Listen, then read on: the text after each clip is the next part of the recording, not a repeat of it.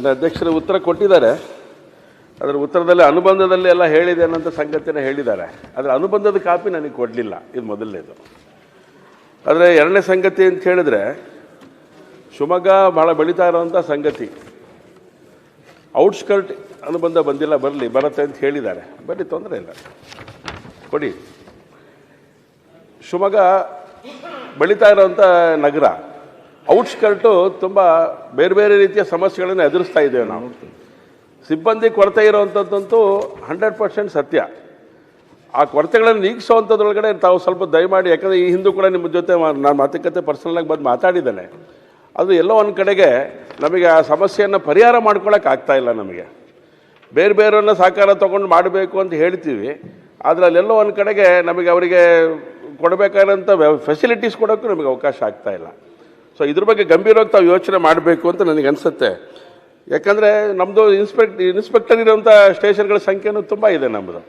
ಅಲ್ಲಿಗೆ ಹತ್ತಿರ ಸುಮಾರು 70 ಜನ ಅಲ್ಲಿ ಇರಬೇಕಾಗತ್ತೆ ಪೊಲೀಸು. ಆದರೆ 35 45 ಜನ ಇರುವಂಥದ್ದು ನಾವು ನೋಡ್ತಾ ಇದ್ದೇವೆ.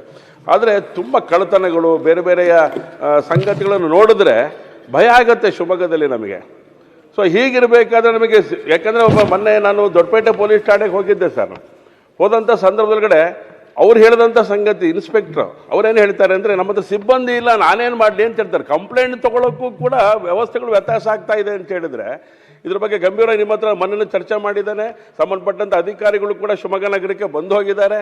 ಒಟ್ಟಾರೆ ಶಿವಮೊಗ್ಗದ ವ್ಯವಸ್ಥೆ, ಶಿವಮೊಗ್ಗ ಜಿಲ್ಲೆಯ ವ್ಯವಸ್ಥೆ, ಭದ್ರಾವತಿ ಅಂತೂ ದೇವರೇ ಕಾಪಾಡಬೇಕು ನಮಗೆ. ಶಿವಮೊಗ್ಗ ನಗರದ ಜೊತೆಗೆ ಭದ್ರಾವತಿ ಹತ್ತಿರದಲ್ಲಿ ಹೊಂದ್ಕೊಂಡಿರುವಂಥ ಒಂದು ನಗರ ಅದು. ಪರಿಸ್ಥಿತಿ ಹೀಗಿದೆ ಸರ್. ಇದನ್ನು ಗಂಭೀರವಾಗಿ ನೀವು ಸ್ವೀಕಾರ ಮಾಡದಿದ್ರೆ, ಆಮೇಲೆ ಕಮಿಷನರೇಟ್ ಆಫೀಸ್ ಅವಶ್ಯಕತೆ ಇದೆ ಅಂತೇಳಿ ನಿಮ್ಮ ಹತ್ರ ಚರ್ಚೆ ಮಾಡಿದ್ದೀರಲ್ಲ ಹೋದ ವರ್ಷ ಚರ್ಚೆ ಮಾಡಿದಾಗ, ಇದು ಹಾಗಲ್ಲ, ಸ್ವಲ್ಪ ಯೋಚನೆ ಮಾಡಬೇಕು ಅನ್ನೋದು ಸಂಗತಿ ತಾವು ಹೇಳಿದ್ರಿ. ಈಗ ಭಾಳ ಅನಿವಾರ್ಯತೆ ಇದೆ ಮಾನ್ಯ ಸಚಿವರೇ. ದಯಮಾಡಿ, ನೀವು ಹಿರಿಯರಿದ್ದೀರಿ, ನಿಮ್ಮ ಬಗ್ಗೆ, ನಿಮ್ಮ ಕಾರ್ಯದ ಬಗ್ಗೆ ನಮಗೇನಿಲ್ಲ, ಆದರೆ ಕಾರ್ಯ ಮಾಡೋರ ಬಗ್ಗೆ ನಮಗೆ ಸ್ವಲ್ಪ ಬೇರೆ ಬೇರೆ ಥರದ ಪರಿಸ್ಥಿತಿಗಳು ನಿರ್ಮಾಣ ಆಗ್ತಾ ಇದೆ.